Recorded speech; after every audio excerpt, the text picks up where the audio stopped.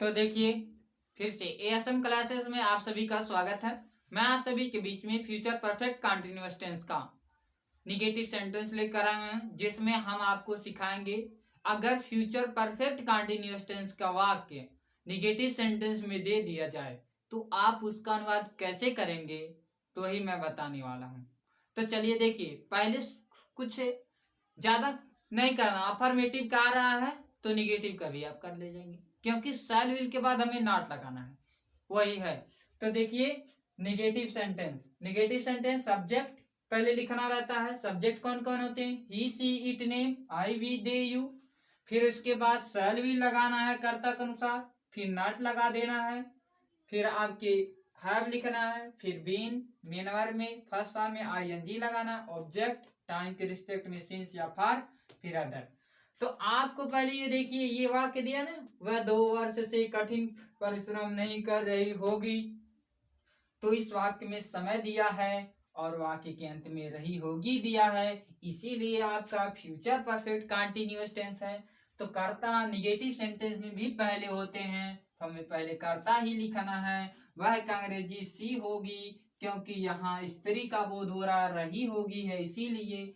फिर मैंने कहा था अगर वाक्य में क्या रहे, आई रहे और वी रहे, मतलब हम मैं रहे और हम रहे, तब आपके स लगाना। तो इस ये शब्द इस वाक्य में कहीं है? मैं और हम नहीं है, इसीलिए क्या लगाएंगे? विल लगाएंगे। इनके हमें इनके साथ क्या लगाना है? शैल लगाना है। ठीक, इनके साथ शैल लगाना है। तो चलिए, अब सी विल हो गया, फिर उसके बाद नॉट लगाना है। क्यों नॉट लगाना है? क्योंकि नहीं है। फिर उसके बाद हैव बीन लगाना है, तो हैव बीन।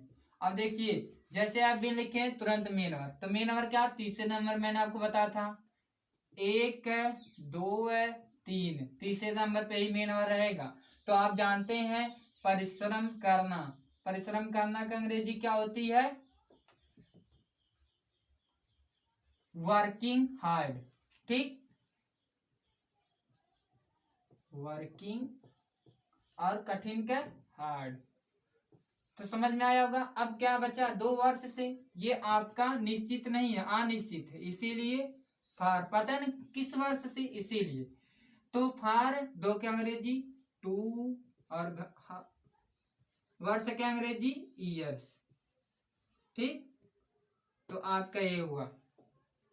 जैसे 2 वर्ष अनिश्चित है, क्योंकि किस सन दिया, यहाँ तो सन नहीं दिया, ऐसे नहीं तो कह रहा कि 2012 से कि 1947, ऐसे नहीं कह रहा, इसीलिए आपका क्या है? निश्चित नहीं है, तो फार लगा रहे हैं, फार 2 ईयर्स। ठीक,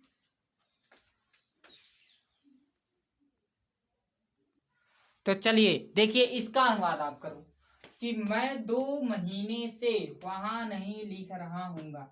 ये आपका कौन सा टेंस है, कौन सा सेंटेंस है? कमेंट बॉक्स में आप जरूर लिखिए। तो मैं आपको बता रहा हूं, यहां देखिए वाक्य के अंत में गा है, तो क्या हुआ? फ्यूचर हुआ। इसके पहले समय दिया है, तो परफेक्ट हुआ। और क्या दिया है? रहा दिया है, तो कंटिन्यूअस। तो आपको समझ में आया होगा ये कौन सा टेंस है? Future perfect continuous tense. Okay, आगे चले। अब देखिए, क्या ये निगेटिव सेंटेंस है? यहां तो लिखा गया निगेटिव सेंटेंस, तो हम भी चेक कर लेते हैं क्या निगेटिव है या नहीं है। तो हम देख रहे हैं वाक्य में क्या है? नहीं है, इसीलिए आपका क्या है? निगेटिव सेंटेंस है। तो इसमें कर्ता कौन है? मैं का अंग्रेजी आई। आई के साथ क्या लगाते हैं? शैल। शैल के बाद क्या लगाएंगे? नॉट। नॉट के बाद हैव, फिर उसके बाद बीन, फिर उसके बाद मेन वर्ब। तो मेन वर्ब तीसरे नंबर पे, 1 2 3, तीसरे नंबर मेन वर्ब। लिख है, इसमें ना जोड़ देंगे, लिखना। लिखना का अंग्रेजी क्या होती है? राइट। तो राइट में क्या लगाएंगे? देंगे राइटिंग, आईएनजी। फिर उसके बाद वहां का अंग्रेजी देयर। फिर क्या है? 2 महीने से, अनिश्चित, पता नहीं किस महीने से, इसीलिए अनिश्चित। तो फार 2 का अंग्रेजी 2, महीने का अंग्रेजी मंथ्स। तो देखिए, कैसे जानेंगे निश्चित है क्या अनिश्चित? जब आपके वाक्य में क्या दिया रहे, जैसे एक वर्ष में 12 महीने होते हैं, 12 महीने का नाम है, जनवरी फरवरी मार्च अप्रैल मई जून जुलाई अगस्त सितंबर अक्टूबर नवंबर दिसंबर। अगर किसी महीना का नाम दिया रहे तो आप सिंस लगाना, अगर किसी महीना का नाम नहीं दिया रहे तब फार लगाना। तो यहाँ महीना का नाम नहीं दिया है, ऐसे कह रहा है 2 महीने से, तो इसीलिए फार लग गया। ठीक, तो समझ में आ गया होगा। फिर से मैं का अंग्रेजी आई के साथ सर, नहीं का अंग्रेजी नॉट, फिर उसके बाद है बीन, मेन वर्ब लिखना, लिखने का अंग्रेजी राइटिंग, वहां का अंग्रेजी देयर, 2 महीने से फॉर 2 मंथ्स। तो समझ में आ गया होगा। तो देखिए, तुम सुबह से किताब नहीं खरीद रहे होगे, बताइए कौन सा सेंटेंस है, कमेंट बॉक्स में जल्दी से लिखिए। अरे यहाँ लिखा गया है, इसे देख के नहीं, अपने बताइए। वाक्य में क्या है, नहीं, इसीलिए निगेटिव सेंटेंस, और वाक्य के अंत में पूर्ण विराम इसीलिए। ठीक, तो जब वाक्य में नहीं और वाक्य के अंत में पूर्ण विराम रहता तो निगेटिव सेंटेंस।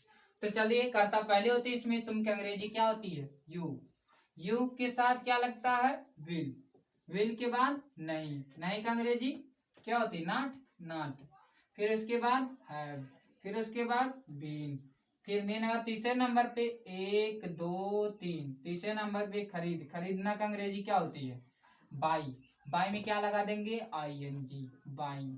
फिर उसके बाद क्या खरीद रहा है, किताब, किताब का अंग्रेजी द बुक। फिर उसके बाद सुबह से, निश्चित है क्या निश्चित, अनिश्चित नहीं है, निश्चित है, इसीलिए क्या लगेगा, नहीं, सिंस लगेगा। फिर उसके बाद सुबह का अंग्रेजी क्या होगी, द मॉर्निंग। अंत में फुल स्टॉप। तो समझ में आएगा। फिर से देखिए, आप जान रहे हैं ये कौन सा टेंस है, फ्यूचर परफेक्ट कंटिन्यूअस टेंस, यहाँ लिखा गया है ना, ऐसे देख के नहीं बताना है वाक्य। तो देखिए, तुम के अंग्रेजी यू, यू के साथ वे लगता है, फिर नॉट नहीं है, फिर हैव बीन, फिर उसके बाद मेन वर्ब, खरीदना का अंग्रेजी बाइंग हो गया, ING लगा दी, बाइंग हो गया। फिर किताब का अंग्रेजी द बुक, सुबह से आपका निश्चित है सिंस द मॉर्निंग। तो ठीक है, अगर आप मेरे चैनल पर नए हैं तो चैनल को सब्सक्राइब करना ना भूलें, प्लीज सब्सक्राइब करना ना भूलें। अगर वीडियो अच्छी लग रही है तो वीडियो को लाइक करें, और चैनल पर नए चैनल को सब्सक्राइब करें। तब तक ले, जय हिंद, वंदे मातरम।